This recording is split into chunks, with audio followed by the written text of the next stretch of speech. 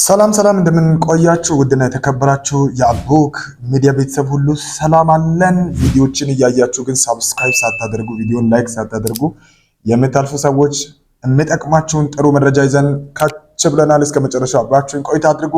ከሰሞኑን በሶሻል ሚዲያ መነጋገሪያ የሆነው አንደኛው ጠቅላይ ሚኒስትራችን ከሰሞኑን ከታሰሩ ቲክቶከሮች ጋር ተያይዘው የሰጡት አስተያየትና ሐሳብ ብዙዎችን ያነጋግራል። ዶክተር አብይ ታደሰ እጅግ መልካም የሆነ ነገርን እንግዲህ ለኢትዮጵያውያንና ለወንደሰን ኮሜዲያን ወንደሰን ቤተሰብ አድርጓል፣ ሰርቷል። በደሴ ከተማ ከሰሞኑን ወርቅ ቤት እንግዲህ ዘርፈው የጠፉ ተጠርጣሪዎች የነሱ ጉዳይ ምን ላይ አለ እሱን እንመለከታለን፣ አሳያችኋለሁ። ዕለተ እሁድ እጅግ በጣም በሚገርማችሁ መንገድ ታህሳስ 12 ከቀናት ሁሉ መካከል አጭር ይሆናል ብሎ የተናገረ እንግዲህ አንድ ዶክተር ነበረ። ይሄ ጉዳይ እየደረሰ እናያለን ወይም ምን ሆኖ አለፈ የሚለውን የሰዎችን አስተያየት አሰባስበን በመጨረሻው ከተጋቡ በኋላ ማንም ሰው ከጋብቻ በኋላ መፋታት የተከለከለ መሆኑን ሰምቻለሁ። እነዚህን አንድ በአንድ እንነጋገራለን ማለት ነው። ቪዲዮውን ላይክ አድርጋችሁ ቤቱን ሰብስክራይብ በማድረግ ጀምሩ። ከሰሞኑን እንግዲህ አነጋጋሪ የሆነው ጠቅላይ ሚኒስትራችን አብይ አህመድ እንግዲህ አንድ ነገርን ተናግረዋል። ከሰሞኑን በሶሻል ሚዲያ በሚሰሩት ነገር በተለይ በቲክቶክ በሚያቀርቡት ነገር እንግዲህ ተጠርጥረው ወደ እስር ቤት የገቡ የተወሰኑ ቲክቶከሮች ነበሩ። ከነዚህ ጋር ተያይዞ አስተያየቱን ሰጥቷል። እንግዲህ ዝምታውን ሰብሯል። እንግዲህ ጠቅላይ ሚኒስትራችን ምንድነው ያለው እንመለከታለን። የተናገሩት ነገር አስፈላጊም የሆነ ነገር አለ። በዛ ልክ ደግሞ ዲስከሬጅም ሊያደርግ የምችላቸው አካላት አሉ። ግን ሐሳቡን እንመልከት እስኪ ምን አሉ። ቲክቶክ ጋር ተያይዞ በቁጥጥር ስር የዋሉ ወጣቶች ነበሩ። እነዚያ ወጣቶች ለኢትዮጵያ አስፈላጊ ናቸው። ያንን አውድ ተቀላቅለው ፈጥረው ለመማር ስራ ለመስራት መሞከራቸው ሊበረታታ የሚገባው ጉዳይ ነው። ነገር ግን ሲማሩ ከውጭ መማር ያለባቸውን ዕውቀትና መጠበቅ ሴፍጋርድ ማድረግ ያለባቸውን የኛን ባህል የኛን ፍላጎት ከቀላቀሉ ግን ጥፋት ያስከትላል። ጥፋት የሚያስከትልበትን ከዚህ በፊት በነበረኝ በተለይ ትልቅ የቲክቶክ አካውንት ነበረኝ። በዛ ላይ ብዙ ጊዜ የምናገረው ሶሻል ሚዲያ ላይ የምንሰራቸው ነገሮች ኔጌቲቭ የሆነ ኢምፓክት ሊኖርብን እንደሚችል ደጋግሜ እናገር ነበረ። አስፈላጊ ናቸው እነዚህ ወጣቶች ብለዋል። ይሄ እውነት ነው፣ የምናምነው ነው። ለራሳቸውም ለሌሎችም ስራ እየፈጠሩ ነው። አስፈላጊነታቸውን አምነዋል። በዛ ልክ ደግሞ ባህላችንን ወጋችንን የኛን ትውፊታችንን የሚያስጥል ከሆነ ደግሞ ከዛ ጋር ተገናኝቶ ጥሩ ያልሆነ ነገር የሚያመጣ ከሆነ ደግሞ ልታረሙ ይገባል። ለዚህ ነው ወደ ማረሚያ ቤት የገቡት የሚል እንግዲህ ንግግራቸውን ለብዙ እንግዲህ ለሶሻል ሚዲያ እንግዲህ ተከታይ ተናግረዋል። ይህንን ጉዳይ እንዴት አያችሁ? እናንተስ ምንድነው የምትሉት? ይሄ አስፈላጊ ነው ወይስ የምትሉት? የእናንተን ሐሳብ ማጋራት እንግዲህ ይኸው ለእናንተ ሰጥቻለሁ ማለት ነው። ምንድነው የምትሉት? ሐሳባችሁን አስቀምጡ። ሌላኛው ከሰሞኑን እንግዲህ ብዙ ስንነጋገርበት የነበርነው የኮሜዲያን ወንደሰን ቤተሰብ እንግዲህ በተለይ በሰይፉ ሾው ላይ እንግዲህ ቀርበው የተናገሩት ነገር ነበር። ሚስቱና ልጁ በጣም በአስቸጋሪ ሁኔታ እንዳሉ ከቤት እንደተባረሩ ሲናገሩ ሰምተናል። እና ደግሞ በዛ ሁኔታ ውስጥ አንድ ነገር ተፈጥሮ ነበር። የኮሜዲያን ወንደሰን ልጅ እጅግ በጣም አስቸጋሪ በሆነ ህመም ውስጥ እንደነበረችና ህመሙንም ሰርጀሪ ልትደረግ እንደሚገባ ተናግራ እንግዲህ ሰርጀሪ ልትደረግ በነበረችበት ቀን ባሏ እንዳረፈ እና አስቸጋሪ ሁኔታ ውስጥ እንደገባች ስትናገር ሰምቶ እንግዲህ አንድ ዶክተር በሀገራችን እጅግ በጣም ታዋቂ ጥሩ የሆነ ለህፃናት ትልቅ ነገር እያደረገ ያለ ዶክተር አብይ ታደሰ እንግዲህ አንድ ነገር ብሎ ነበር፣ ቃል ገብቶ ነበር። ሙሉ ወጪውን ሸፍኜ ሰርጀሪ አደርጋታለሁ ብሎ እንግዲህ ቃል ገባ። በዚህ መሰረት አንድ በጣም አስደሳች የሆነ ዜናን ተመልክቻለሁ። ራሱ ከአንድ ቤቱ ተናግረዋል። የተናገረውንም ቃል ፈጽሟል። ከሰሞኑን እንግዲህ ይሄ ጉዳይ በጣም ደስ የሚል ነበር። አይ እንዴት ናችሁ? ይሄን ቪዲዮ ሁላችሁም ሼር፣ ኮፒ ሊንክ፣ ሪፖስት አድርጉ። የሚገርም ደስ የሚል ዜና ነው የምነግራችሁ። ዛሬ ኮሜዲያን ወንደሰን ወይም ደግሞ አርቲስት ወንደሰን ልጅ የሆነችውን ማርያማዊትን ቃል በገባ ነው መሰረት ሙሉ ሕክምናን ወጪ ሸፍነን በሰላም ሰርጀሪዋን ሰርቼላት ጨርሰናል ማለት ነው። ከሰርጀሪ በኋላ ያለችበትን ሁኔታ ጋብዛችኋለሁ። በእርግጠኝነት ሁላችሁም ደስ ይላችኋል ብዬ አስባለሁ። ምክንያቱም እኔ ከልቤ ነው ደስታው የተሰማኝ ማለት ነው። ወዳችኋለሁ። ቪዲዮ ልጋብዛችሁ። መልካም ጊዜ ይሁንላችሁ። ዶክተር አብይ ነኝ ከኢሊጋ አንገት በላይ ቀዶ ሕክምና ማዕከል። ደህና ሁኑ። ትናፍቀኛለሽ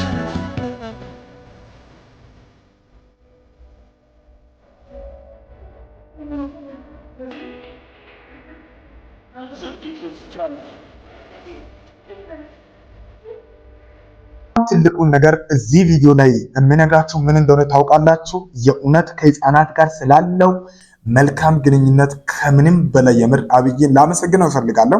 ግን እውነቱ ነው፣ አንዳንድ ጊዜ ፌክም ይሰራል እንደዚህ አይነት ነገር። ግን ህፃኗንም በአይን አይታችኋል እናንተም እና በጣም አስደሳች፣ እጅግ በጣም ቃልን ጠብቆ መገኘት በጣም ትልቅ ነው። ይህንን ደግሞ ዋው በቃ በጣም ነው የምናመሰግነው። ከምር የሀገር ባለውለታችን ስራህን በዚህ መልኩ አጠንክረ ቀጥል። በጣም ነው የምናመሰግነው። ከዚህ በኋላ ግን አንድ ነገርን አጣርቼ ነበረ። እውነትም ነው ወይ የሚለውን ተመልክቼ ነበር እና እስከ ቤታቸው ሄዶ ነበር ከራሱ ከወንደሰን ሚስት ጋር አብሮ ቤት ደርሶ እንግዲህ ከህፃኗም ጋር የነበራቸውን ቆይታ ጥቂት አየሁኝና እስኪ የተናገረችውን ነገር እንደውም ጥቂት ላጋራችሁ ከደስታ በኋላ። ህፃኗ እንግዲህ ከዛ አስቸጋሪ ሁኔታ እንግዲህ ወጣ ከእናቷ ጋር ተገናኝታ የነበረውን አጭር ቅጽበት ጥቂት ነገር ላሳያችሁና ወደ ቀጣይ ሀሳብ እንገባለን ማለት ነው።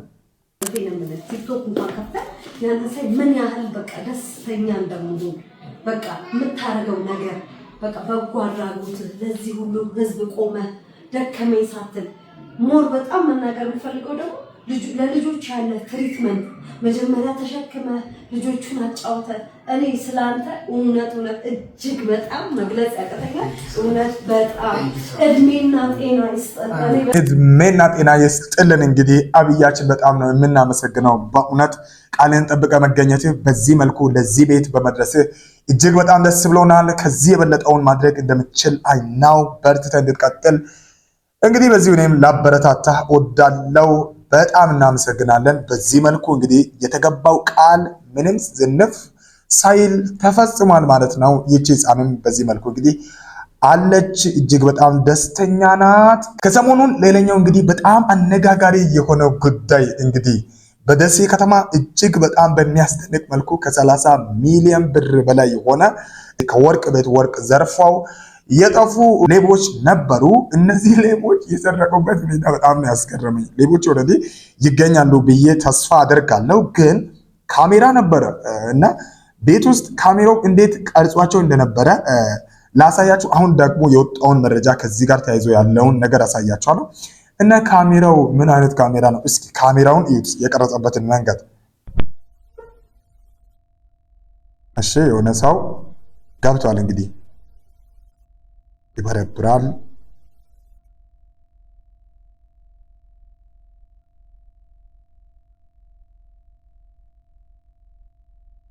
እንግዲህ ካሜራው እንዳለ ያውቃሉ። የቀረመኝ ነገር ማለት ነው።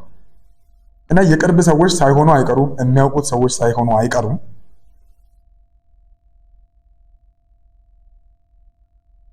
አረ ካሜራውን ወደ ላይ አይታችኋል ሲመለስ እና ከውጭ ሰብሰብ እያደረገ ነው።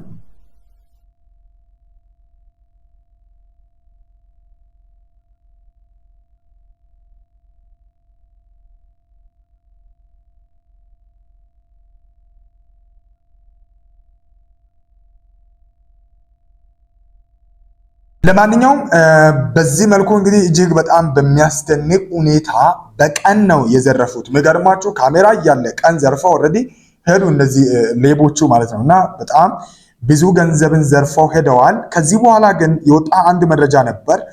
ፎቶቸውን በልዩነት አውጥተዋል። ይሄ የምትመለከቱት ሰው ነው። ይሄ የምትመለከቱት እንግዲህ እዛውም ካሜራው ውስጥ እንዳያችሁትም ሁለተኛው ይሄ ነው። ሁለት ናቸው እንግዲህ እንዳያችሁት በቪዲዮ ላይም አይታችኋል። እነዚህ ሁለቱ ሌቦች እንግዲህ ዘርፈው ኦልሬዲ ሄደዋል። በጣም የገረመኝ ደግሞ ከዚህ ጋር ተያይዞ እንግዲህ አሁንም እነዚህን ሰዎችን እየፈለጉ እንደሆነ እንግዲህ ተገልጿል። የ30 ሚሊዮን ብር ወርቅ በደሴ ተዘረፈ። ለሁሉም መልካም ኢትዮጵያዊ በሙሉ እነዚህ ሁለት ግለሰቦች ይፈለጋሉ። በደሴ ከተማ የአንድ ወንድማችንን ወርቅ ቤት በቀኑ ዘርፈው የተሰወሩ ግለሰቦች ናቸው።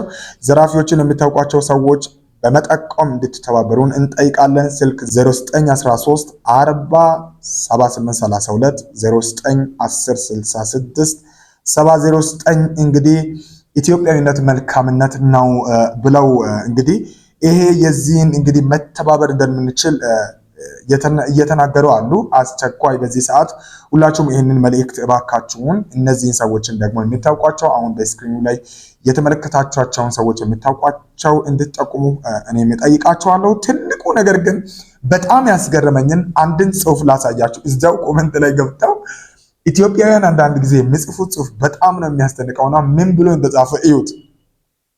እሳይ ግብር የማይከፍል የደሴ ነጋዴ መዘረፍ አለበት ብሎ የጻፈውን ጽሑፍ ሳይ በጣም ነው የደነቀኝ። ለማንኛውም በሌባ ተዘርፈንም እንደዚህ ከምንባል ሕግ ቀርቦ ጠይቆን ምን ችግር አለ ግብሩን ብንከፍል?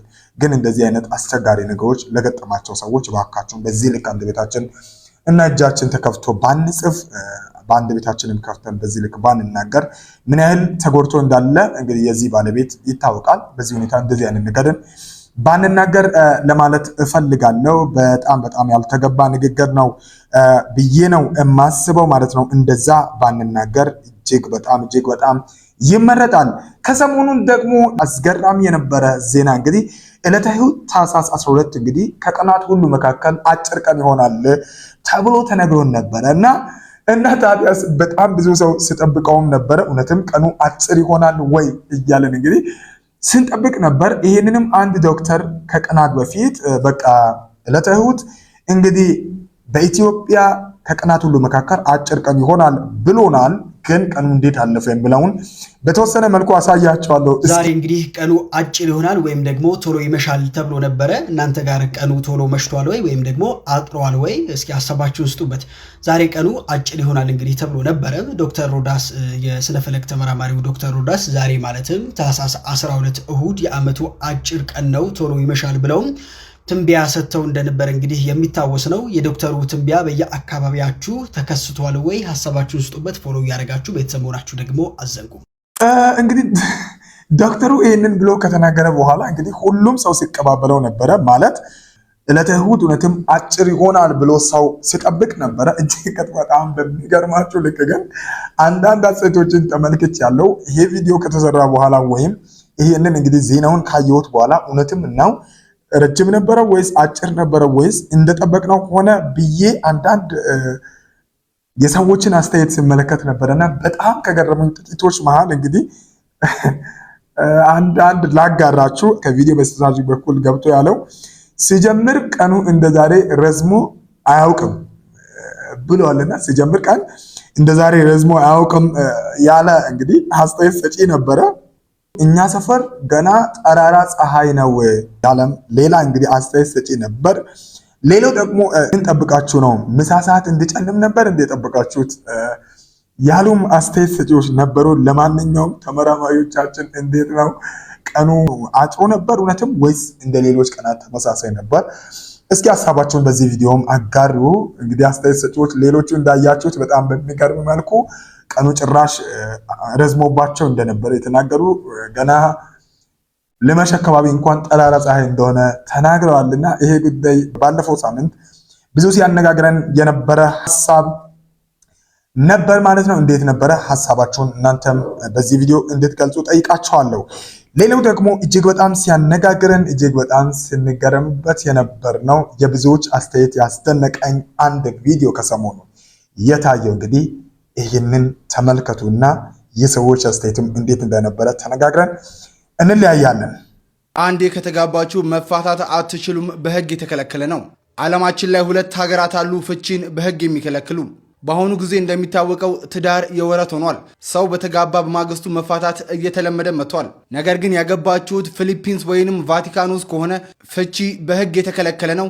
አንዴ ካገባችሁ በቃ አገባችሁ ነው፣ መፋታት የለም። ታዲያ በእነዚህ ሀገራት ህግ መሰረት አንዴ ከተጋባችሁ በኋላ ባልና ሚስት ትዳሩ ባይመቻቸው ወይ ደግሞ ቢሰለቻችሁም ህጋዊ የሆነ ፍቺ ፈጽሞ አይፈቀድም። ያላችሁ ብቸኛ አማራጭ ተሻሽሎ መኖር ብቻ ነው። ታዲያ እነዚህን ሀገራት ህግ እንዴት አያችሁት? ሀሳባችሁን ኮሜንት ላይ ጻፉልን። ፎሎ ማድረግ እንዳይረሳ። በጣም የገረመኝ ነገር ምን እንደሆነ ታውቃላችሁ? ይሄንን ካየሁኝ በኋላ እንግዲህ ቫቲካን እና ፊሊፒንስ እንግዲህ በጣም በዓለማችን ጠንካራ የሆኑ ህጎች ከሚወጡባቸው ሀገራት ናቸው እና እነዚህ ሀገራት ከተጋባ በኋላ ማንም ሰው ይሄ እድሜ ሳይደርስ ተገባው ምናምን የምትልበት ምናምን የለም። በቃ ህጋቸው ምንድን ነው? አንዴ ካገባችሁ በፍጹም መፋታት የተከለከለ ነው በእነዚህ ሀገራት እና በጣም ድንቅ የሆነ ህግ ነው። እጅግ በጣም የሚያስደንቅ ለብዙ ሀገራትም ምናልባት አርአያ ሊሆኑ የሚችሉ ናቸው ተብሎ ስታስብ እንግዲህ አስተያየት ሰጪዎች እንግዲህ የራሳቸውን አስተያየት ስጡ። ይሄ ወደኛ ሀገር ቢመጣ ጥሩ ነው ወይ የሚል እንግዲህ ነገር ሰማሁኝና ከዛ እስኪ ኢትዮጵያውያን ምን ብለው አስተያየት ይሰጣሉ ብዬ የኢትዮጵያውያን አስተያየታቸው ግን እናንተ የእውነት በጣም ያስደነቃቸው። ለማንኛውም ይሄ ጉዳይ ከተሰማ በኋላ ኢትዮጵያውያን ምን አይነት አስተያየት ሰጡ እምለውን አየሁኝ። በጣም የሚገርማቸው የመጀመሪያ እንደገባሁኝ አንድ ጥሩ ሀሳብ ሰጪ አየሁኝ። እንደዚህ ይላል፣ ይሄ ሀገር ጥሩ ህግ ነው ያለው፣ ወደ ሀገራችን መግባት አለበት። ስለዚህ መፋታትን የሚከለክል ህግ ወደ ሀገራችንም መግባት አለበት። መፋታት እየተከለከለ ነው ምን ማለት ነው? እና ይሄንን የመጀመሪያውን አየሁኝና ወደ ውስጥ ጠጋ ጠጋ ምን የሚል ባይ ጥሩ ነው። እሺ ተመልከቱ ምን እንዳለ። አራ ካልተመቻችሁ በሰላም ተፋቱ፣ መለየት ሰላም መለየት ሰላም ነው ያለን አስተያየት እንግዲህ ካልተመቻችሁ ተፋቱ፣ መለየት ሰላም ነው ያሉን አሉ። አስቸጋሪ ህጎች በዓለማችን በየቀኑ እየወጡ አሉ። ያሉ ሁኔታዎች ጥሩ ካለመሆናቸው ጋር የተነሳ ማለት ነው ሰው ሰብአዊነትን እየጣለ እየሄደ ስለሆነ ብዙ ነገሮች በህግ ሳይሆን ለመደንገግ በህግ ሳይሆን አቅጣጫ ለማሳየት እየወጧል። ግን ይሄ ጉዳይ እንዳውም ከዚህ በፊትም በቲክቶክ ሰርቼ ነበር ቪዲዮ። ምክንያቱም ስለ ትዳር ስንነጋገር በጣም ሲሪየስ የሆነ ጉዳይ መሆኑን የምናውቅ አይመስለኝም። አንዴ ከገባንበት አይደለም መውጣት አይደለም መለየት እንዴት ይታሰባል? ታውቃላችሁ አስተያየት ሰጪዎች ምን ይሉ እንደነበረ? ኧረ እባክህ መለየት አለባቸው እንጂ ካልተመቻቸው እያለን እየተናገረናል። ሲሪየስ አድርጉ እባካችሁን። በተለይ ወጣቶች እዚህ ጉዳይ ላይ ሲሪየስ መሆን ያለብን ይመስለኛል። አውርቻለሁ ባለፈው ቪዲዮ ማለት ነው። እና በአዲስ አበባ ውስጥ በ3 ወራት ውስጥ ከ800 በላይ የሆኑ ትዳሮች እንግዲህ በፍቺ እንደተለያዩ ሰምተን ነበር፣ ወይም ጥናቶችም አመልክተውን ነበር። በዚህ ልክ ካቀለለን መፋታትን እንደ መፍትሄ አድርገን የምናስብ ከሆነ እኔ ግን በፍጹም ባንጋባ ነው ወይም ባታገቡ ነው ምሻለን እንጂ እንዴት እንደዛ ይሆናል አላውቅም። የነዛ ሀገራት ህጋቸው ለእናንተ ጥሩ ነው ወይ? ለእናንተ ጥሩ ነው ወይ? እስኪ ሀሳባችሁን አጋሩ። ወደ ኢትዮጵያስ ብመጣ ምን ይመስላችኋል? ሀሳባችሁን በኮሜንት ሴክሽናችን ላይ አስቀምጡ። ቪዲዮውን ላይክ አድርጋችሁ ቤቱን ሰብስክራይብ በማድረግ ቤተሰብ ሁኑ። ይህን ቪዲዮ ሼር አድርጉ። እያንዳንዱ ሀሳብ ለሰው የሚደርስ የሚጠቅም ስለሆነ ከዚህ አንጻር እናንተን ድጋፍ ለኛ መስጠት የምትችሉት በዚህ አንግል ብቻ ስለሆነ ይህንን አድርጉልን። እንወዳችኋለን። በሌላ አስተማሪና እንዲሁ ደግሞ ጥሩ በሆነ ሀሳብ ድል እስክንገናኝ ሰላማችሁ የበዛ ይሁን። መልካም ቆይታ። ይህ አቡክ ሚዲያ